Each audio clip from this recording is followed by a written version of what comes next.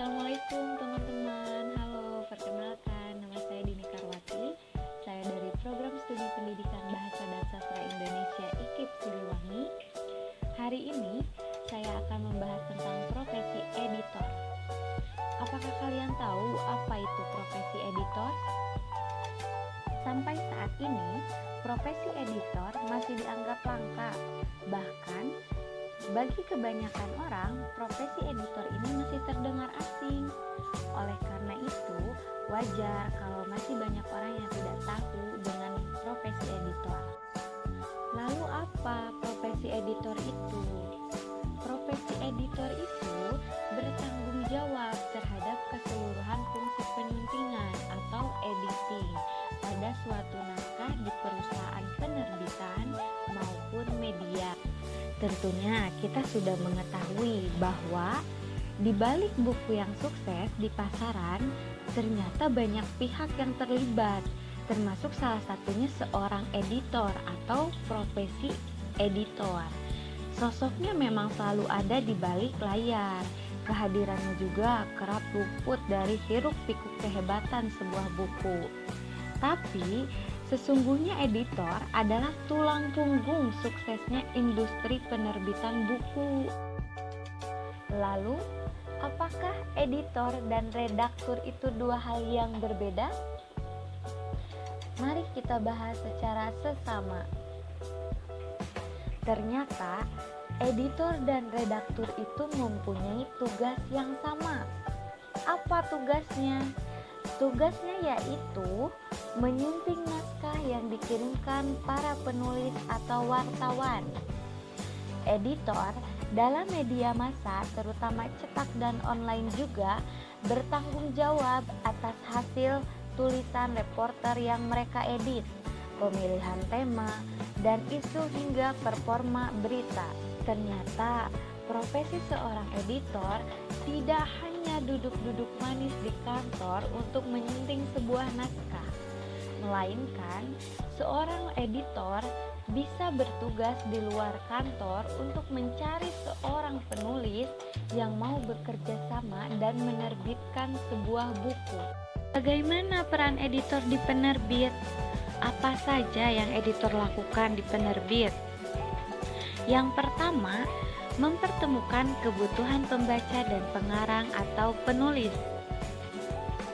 Yang kedua, mengedit naskah yang telah diubah sesuai dengan bahasa EYD atau ejaan yang disesuaikan, ataupun bahasa yang sesuai dengan standarisasi penerbit.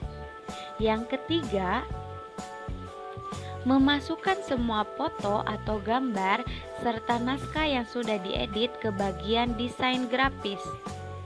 Yang keempat, mempersiapkan naskah hingga layak terbit. Yang kelima, menjalin kerjasama yang baik dengan para penulis. Seorang penyunting juga harus mengenal tipe-tipe penulis.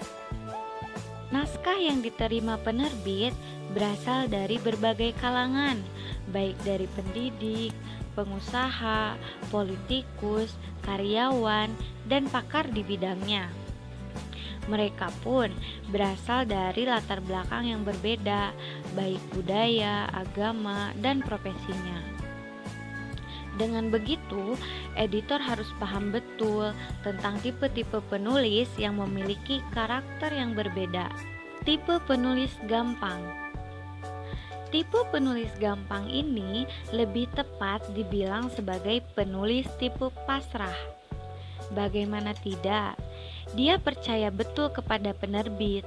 Dia menyerahkan sepenuhnya proses pengerjaan naskahnya, mulai dari pengeditan sampai judul buku pun itu diserahkan kepada penerbit.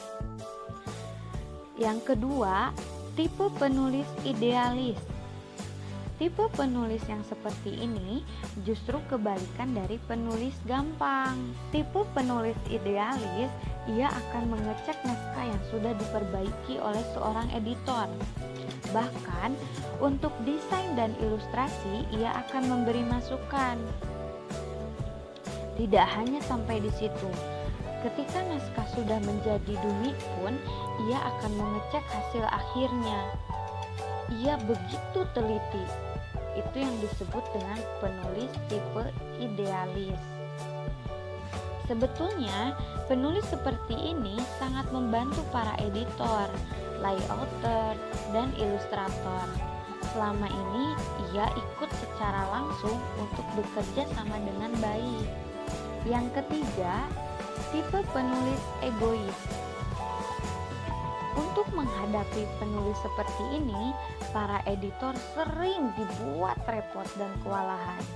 Di sisi lain, ia ingin naskahnya diterbitkan dengan kualitas terbaik, tetapi terkadang ia tidak mau diberi masukan sama sekali. Penulis seperti ini akan selalu merasa bahwa karyanya atau gagasannya yang terbaik. Alhamdulillahirrabbilalamin, materi yang saya paparkan sudah selesai, kurang lebihnya mohon dimaafkan. Terima kasih teman-teman. Jangan lupa untuk like, comment, and subscribe. Dah. Assalamualaikum warahmatullahi wabarakatuh.